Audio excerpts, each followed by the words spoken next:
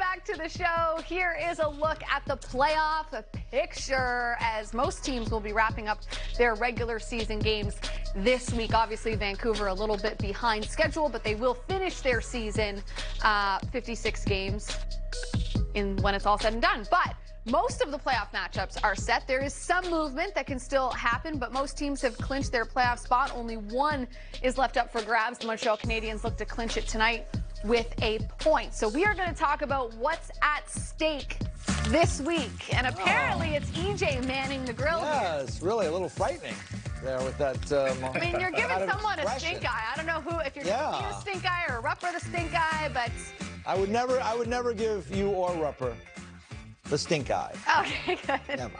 Oh man, I would love I've seen the stink eye from you before. I've seen it from you each. But not at you. Not at you. Oh, okay. Yeah. All right. Yeah, you've witnessed it in someone else's direction for sure. But now that you said that,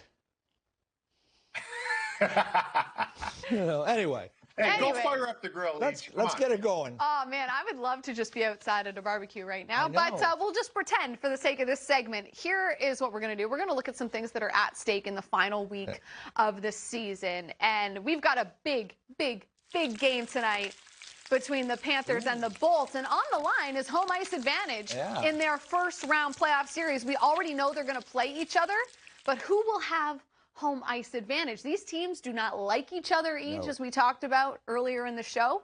But how important is home ice for either of these squads? Yeah, they'd like to sear that into the process tonight. There's no question about it. But I think it would probably be beneficial for Florida to have home ice advantage if they could have it, just because it's a last change situation for them and their veteran coach Joel Quenneville, and good to start in your own building, and you have a certain number of fans in both of these buildings in Florida, so you can maybe get a little energy from that. So I don't know if it matters all that much, because these teams, they seem to go after each other pretty good no matter where they're playing. But for me, Rupper, I would say that maybe the Florida Panthers would benefit a little bit more. And I'll tell you one thing, as long as Sam Bennett is healthy, that guy's been crazy since he's been in Florida, 15 points in 10 games.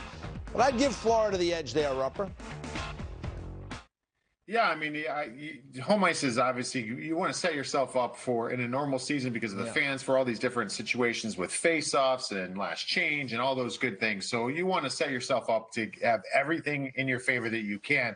But just a little side note here, what I love that both of these teams, obviously being in the state of Florida, will have the same, should have, right, the same sort of, I guess, fan allowance at the games, where some of the places we've seen where June 1st, where I think in Vegas, they may be up to 80%. So, I mean, you talk about maybe an advantage for some teams in the playoffs if their state has different rules that are allowing more fans to be in the building, if that becomes an advantage for them. But for these two, I think that it would be bigger for the Florida Panthers, just because they haven't been there yet. They haven't done that yet as far as going deep. They need everything on their side they can. Home ice is part of that. Yeah, I agree with you guys. I think it's a bigger advantage for the Florida Panthers, but I don't think it phases the Bolts if they don't get it type deal.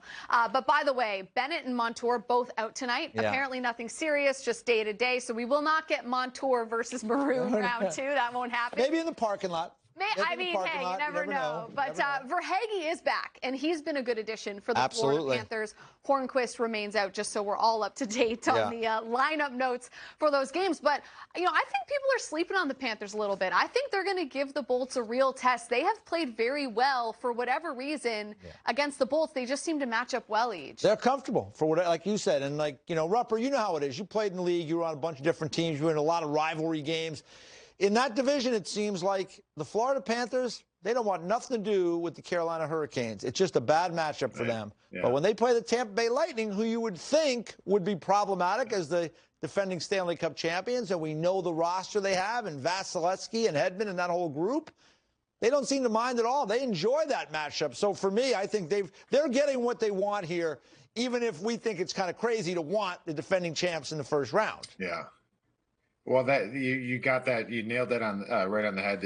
As far as nobody in that division wants the Carolina Hurricanes. Stylistically, Carolina causes fits for both Tampa and the Florida Panthers. They play a tenacious, all four lines rolling, coming at you. They play fast. They play at a pace I don't think those two teams can deal with. So It's going to be interesting. This is going to be one of the many great storylines in the playoffs is the Carolina Hurricanes, but we also finally get to see this matchup between these two in the state of Florida. Yeah, I can't wait for that series. But let's move on to another thing that's at stake this evening. The President's Trophy is at stake, perhaps.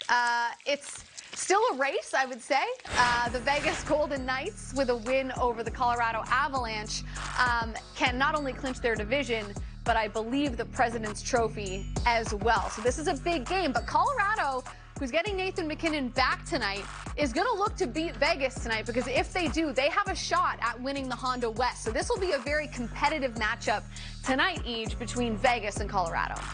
Yeah, and the President's Trophy is valuable because you will have home ice throughout the postseason. Yeah.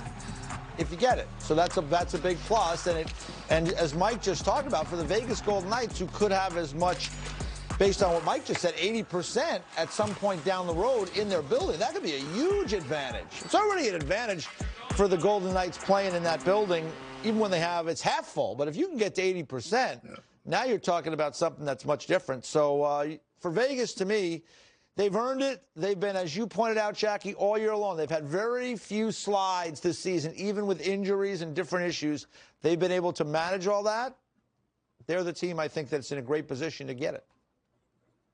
Yeah, no, I agree. The one thing with the President's Trophy, it doesn't always mean playoff success. So I think that's something that yeah, and I don't know. I'm trying to think, I remember back in 2011, I think Vancouver won the President's Trophy, and I was with the Rangers, and we were right on their heels and kind of going toe to toe. And then we just kind of fell out in the last couple of weeks. And, I feel like sometimes the chase for that, and then maybe when you accomplish it, I don't know, I haven't accomplished it, but maybe it feels like you've accomplished something, but you don't set out each season to win the President's Trophy. Yeah. It's to win in the playoffs. So I don't know, maybe it's better if you get that close race and then you lose out because you're still hungry. You haven't won anything yet. So, but it's still a pretty sweet thing to, I'm sure, say that you won and were part of a team to win a President's. Yeah, there is a belief that there's a bit of a curse that comes along with the President's Trophy. Yeah.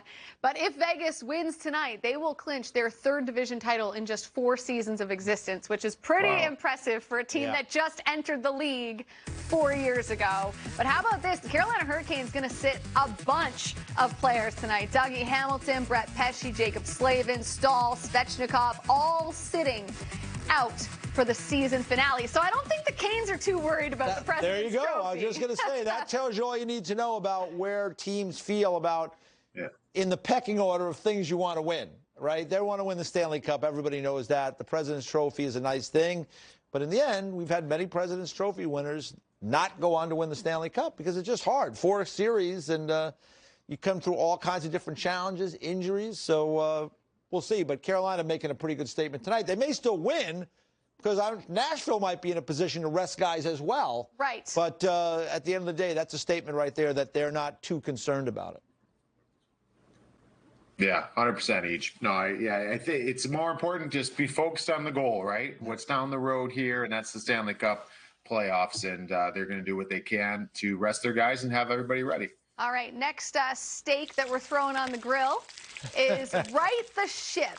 So we're going to look at a team that maybe needs to figure some things out here in their final game or so before entering a potential playoff series. So when you look at the playoff picture, Eej, is there a team that sort of stands out as one that needs to maybe just fine-tune a couple things? I think the New York Islanders, to me, stand out. It's been a little bit of a bumpy road? Thank you, Jackie. It's been a bumpy road indeed, I think. Now, they won against the Devils the other night, but they had lost a couple against the Sabres, lost to the Devils prior to that, and they've struggled in their games against Washington and Boston in recent weeks, and earlier in the year they had problems with the Pittsburgh Penguins. So for the Islanders, they go into Boston tonight. They had a good performance the other night against the Devils.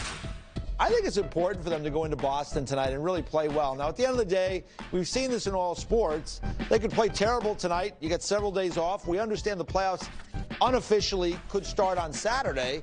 Whenever they get started for the Islanders, they could be ready to go and, depending on the matchup, do really well. But I do think it'd be a good thing for them, Rupert, to go into Boston tonight and to play a really good game and get back to doing the things they need to do to be successful. I thought this team was going to win the division, and they went and got that trade done, right, with Kyle Palmieri and Travis Zajac, and things just haven't worked out. Not blaming the trade, just this team has been 5-6-2 since the trade deadline, and that's not good enough. So it's imperative that you go into the playoffs feeling good and confident about your game, and that's going to start against a good team. They teed off on the New York Rangers not long ago, but to beat the Boston Bruins the way the Bruins have been playing will go a long way.